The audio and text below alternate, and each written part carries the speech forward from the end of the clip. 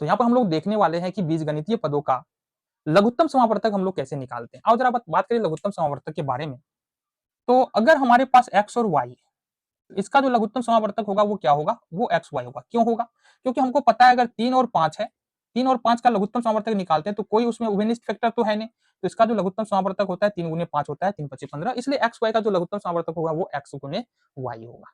ठीक है, अब देखो यहाँ से एक्स स्क्वायर वाई और एक्स वाई स्क्वायर, अब इसका अगर बोले लघुत्तम समावर्तक, इस दोनों का लघुत्तम समावर्तक क्या होगा, तो यहां पर जब भी लघुत्तम समावर्तक निकालते हैं तो हाईएस्ट पावर को पकड़ते हैं। तो दोनों में x का हाईएस्ट पावर क्या है, एक्स स्क्वायर, और दोनों में y का हाईएस्ट पावर क्या है, वाई स्क्वायर। तो इसका मतलब एक्स स्क्वायर वाई और एक्स वाई स्क्वायर का जो लघुत्तम होगा वो एक्स स्क्वायर वाई स्क्वायर हो जाएगा।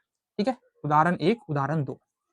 तीसरा देखो, हम बोले कि 4x³ y² और z, ये हम बोल रहे हैं।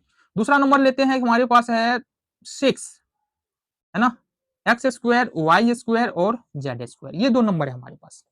तो एक बात बताना हमको, यहां से एक बात बताना कि यहाँ पर क्या है, 4 का क्या होगा, 2 गुने 2 हो जाएगा, बराबर, यानी कि 2 पर पावर 2, और यहाँ पर 6 का होगा 2 गुने 3।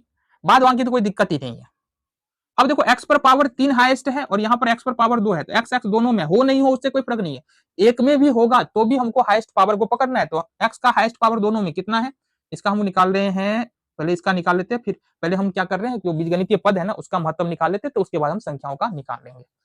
तो यहाँ पर देखो, जो x का लघुत्तम निकलेगा वो x पर पावर 2 है, x पर पावर 3, तो यहाँ पर हो जाएगा x पर पावर 3, फिर y पर पावर 2 है, 2 है तो y पर पावर 2, और z पर पावर 1, हाईएस्ट पावर यहाँ पर कितना है 2, तो z पर पावर 2।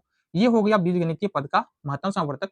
4 और 6 की बात करेंगे तो हाईएस्ट पावर यहाँ पर 2 का 2 है, तो 2 दूनी 4, और 3 का हाईएस्ट पावर 3 है, तो 2 दूनी 4 और 4 3 12, तो 12x³ y² z, इसका हो गया हमारा महत्तम समावर्तक।